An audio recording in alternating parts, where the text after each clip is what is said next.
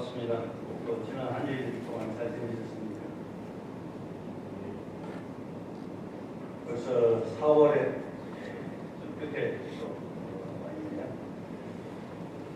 몇 년 전에 저희 총부에 근무할 때 총부에 방문했던 분들을 모시고 우리 학교를 요때 시기에 이렇게 안내를 좀 해드린 적이 있었습니다.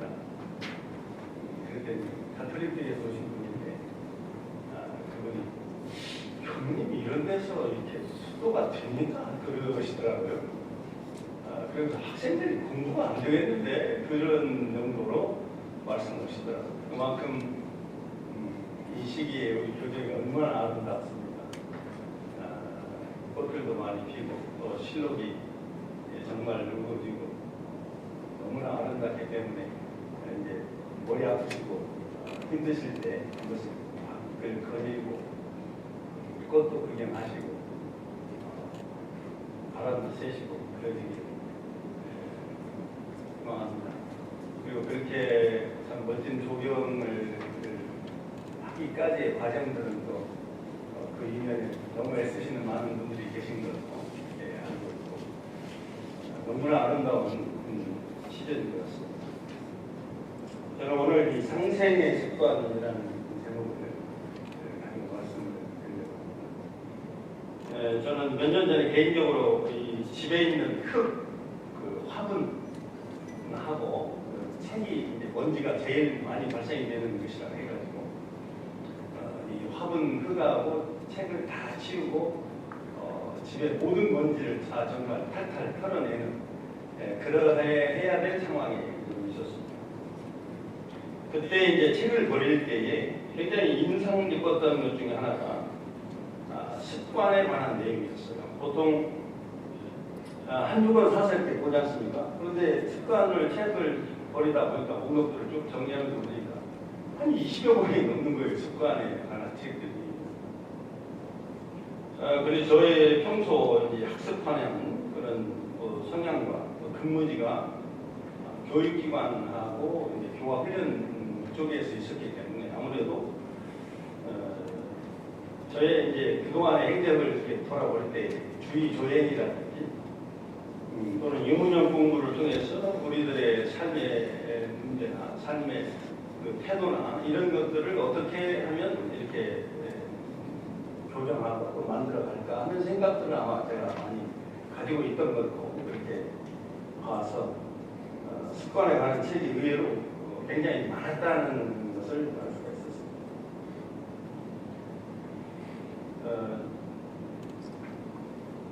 특히 이제 이번에 제가 이 습관에 대해서 말씀을 드리게 된 상황도 저희 개인적인 이제 여러 가지 주변 생활에서 절실하게 느꼈던 깨달음들이 여러분들 있었기 때문에 그런 습관에 대해서 굉장히 중요한 부분이구나 하는 생각을 하게 되고요. 이 습관은 반복적인 행동이나 생각이 무의식적으로 이루어진 행동 패턴을 말합니다. 개인의 경험이나 환경 또는 사회적 영향 같은 요소들에 의해서 이 습관이 형성이 됩니다. 그리고 우리들의 일상생활과 또 행동과 사고 방식까지 크게 이 습관이 영향을 또 미칩니다. 저는 저만의 전용 자전거가 있어요. 오늘 저쪽 보이는 저게 뭔 자전거냐 그러는데 저만 탈 수 있는 자전거. 어디에 내가 누가 타고 갈 수는 없는 자전거예요. 저 자전거는. 근데 보물장소가 싣고 가면 몰라도 타고 갈 수는 없어요.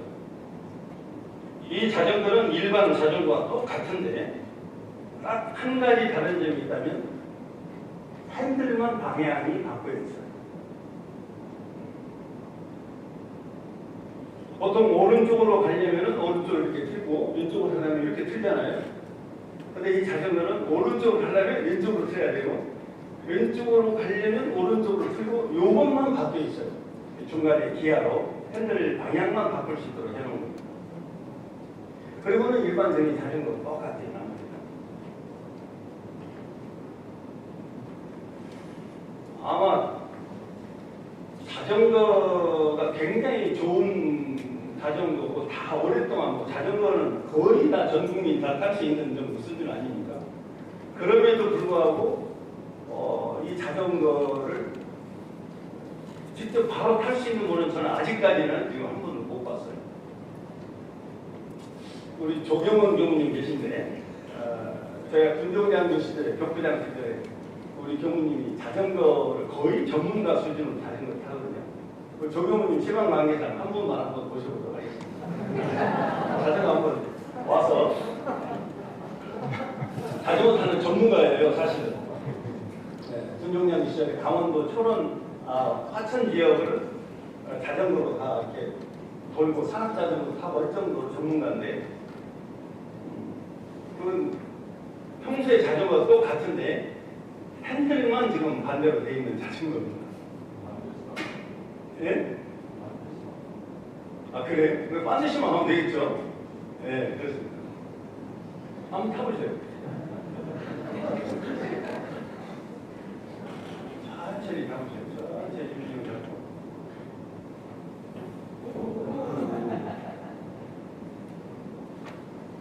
똑같은 자전거니까.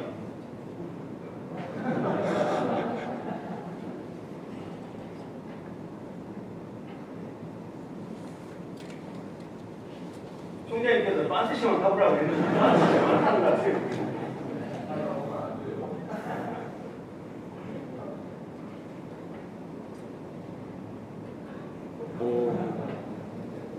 그럴 것 같은데 안 됩니까? 그래요?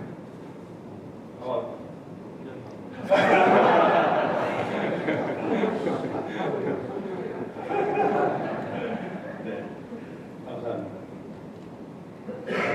저는 못하는 것이 정상이다. 시간이 필요하잖아요. 우리 자전거 바로 못 배웠잖아요. 그것처럼 시간이 좀 필요할 뿐이지 타긴 탑니다. 시간이 걸려서 그렇지 타긴 탈 수 있는 자전거이기 때문에. 제가 군인들을 그렇게 군종격부장 시절을 한 7년 하면서 그렇게 교육을 다녔어도 이 자전거를 바로 타는 분을 지금까지 한 번도 못 봤어요. 그만큼 어려운 거. 이제 습관 때문에 그렇죠. 습관 때문에. 우리가 멈춰서 수레를 앞으로 가기 위해서 말한테 이래야 합니까? 몸한테 이래야 합니까? 수레한테 말한테 이래야 하면서 말을 채찍해야 수레가 가지 않습니까? 그때는 이 말이 주가 되고 이 수레가 따라가는 종이 되죠. 인간의 몸과 정신은 어떻게 되는지 한번 생각을 한번 좀 해보세요. 속으로. 몸이 주가 됩니까? 정신이 주가 됩니까? 우리 인간은 어떤 관점에서 보느냐에 따라서 이 주종관계가 조금씩 변할 수 있다는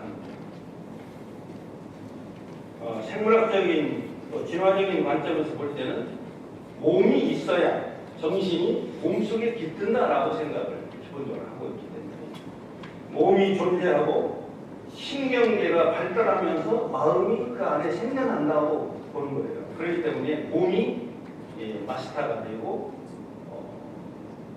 이 마음이 뒤에 따라가는 서번트가 되는 거예요. 근데 심리적 철학적 관점에서 볼 때는 마음이 몸을 지배하거나 통제하는 역할을 하는 것으로 보고 있지 않습니까? 그렇기 때문에 운동선수들이 이 멘탈을 굉장히 중요하게 생각하는 거고 마음이 몸을 통제할 수 있다라고 하는 극복할 수 있다라고 하는 생각 때문에 또 실제 그런 능력을 가지고 있기 때문에 의지와 정신력이 신체의 한계를 극복하는 사례를 우리는 수없이 보아왔습니다. 이 입장에서 보면 또 마음이 마스터가 되고 몸이 서버트가 되는 거죠. 주종이 또 바뀝니다. 저는 이제 이 항암 치료하고 제가 골수 이식을 하고 이 투병 생활을 할 때에 그러면 누가 몸이 마스터가 되고 누가 몸이 마스터하냐, 정신이 마스터하냐, 이 상황을 놓고 지켜보고 이겨내려고 노력을 했을 때, 내 스스로 아무리 멘탈이 주가 된다 하더라도 몸의 기능이 다 형편없이 다 떨어져 있는 상태에 처하게 되면 마음도 뭔가 하는데 완전히 그냥 바닥으로 가라앉는 그런 볼 수 있습니다. 그럴 때는 몸이 주가 되잖아요. 또 몸이 아무리 힘들고 죽어간다 하더라도 마음이 몸한테 야, 이 정도쯤이야, 걱정하지 마, 다 잘 될 거야, 힘내. 그러면서 이 몸한테 에너지를 보내면은 기운이 없던 몸이 조금씩 더 살아나는 걸 볼 수가 있습니다. 이때는 분명히 마음이 주가 돼요. 몸이 마음의 기반이에요. 근데 마음이 몸을 조절하고 이끄는 또 그런 관계예요. 그래서 상호 의존적 관계가 있는 건 분명해요. 몸과 마음을 분리될 수 없는 하나의 시스템으로 봐야 하는 것이죠. 이런 맥락에서 볼 때 우리가 이 자전거를 못하는 이유 중에 하나는 몸과 마음의 관계에 있지 않나 그런 생각을 해요. 그래서 이 자전거를 타기가 어려운 것이 아닌가. 가장 큰 중요한 이유는 그냥 습관이에요. 우리 몸에 배어있는 습관이에요. 그런데 이 자전거를 뿐만 아니라 습관을 몸에 익힐 때는 먼저 마음이 주가 돼서 습관을 익히는데 습관이 몸에 한 번 붙으면 이 마음보다 먼저 움직이기 때문에 그렇습니다. 그동안 몸에 익혔던 거하고는 반대이기 때문에 꼬이니까 별게 어려워지는 거예요.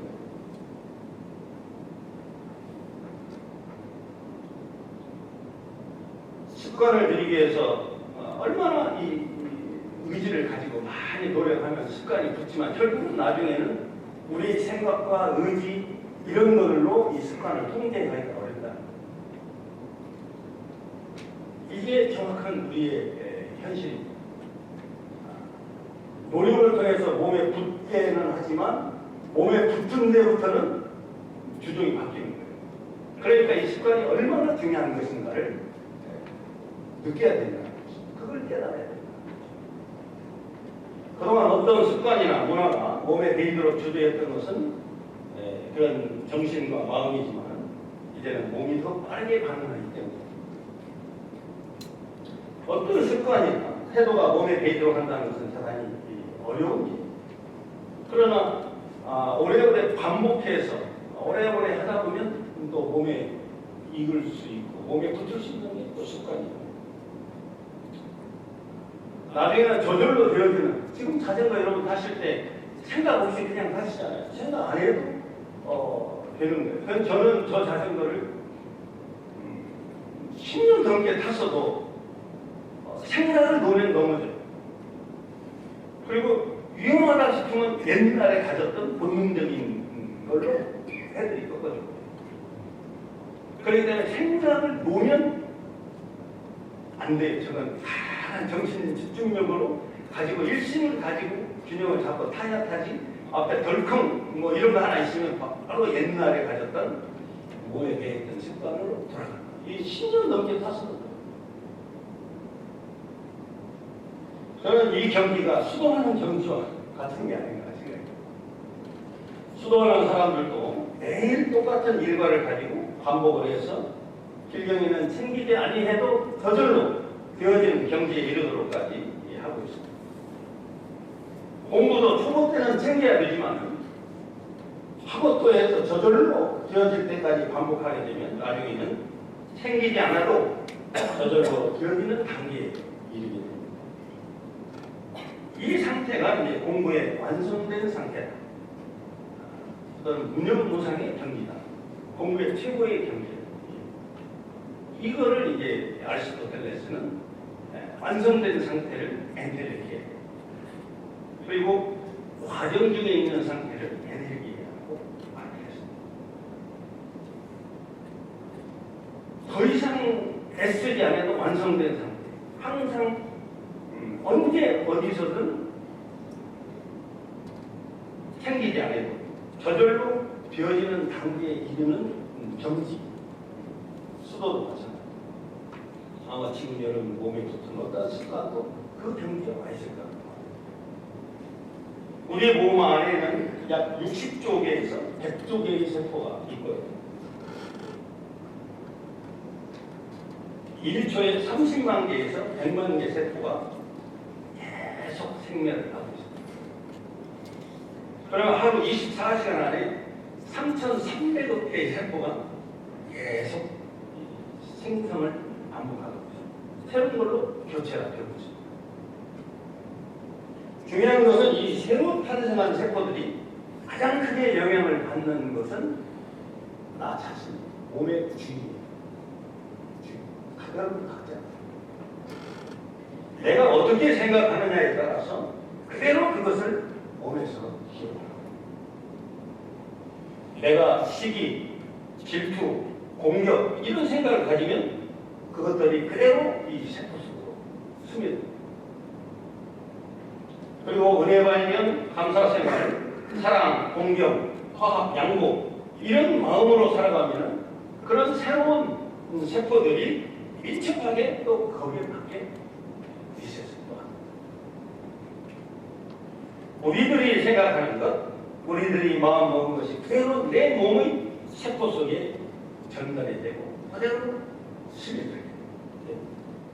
결국은 이 몸은 내 생각과 내 의지의 결정체로 학습됩니다. 저는 2021년 10월에 저희 여동생과 골수를 이식을 받았어요. 정확히 조혈모 세포라고 요거를 이식을 받았어요. 저의 몸 상태를 완전히 이 보강과 항암을 통해서 제로 상태에 끌어놓고 이식을 시킴에도 불구하고 그런 상태에서도 끊임없이 내 안에 본래에 가지고 있는 DNA는 살아납니다. 꿈틀거리 일어납니다. 그리고 새로운 세포를 이식하게 되면 그 세포도 생명이기 때문에 그 세포도 자리를 잡기 위해서 막 움직이고 그렇습니다. 그런데 이 둘이 서로 싸워요. 자기 다툼을 합니다. 그렇기 때문에 이식한 사람들이 모두 면역억제제를 먹게 돼요.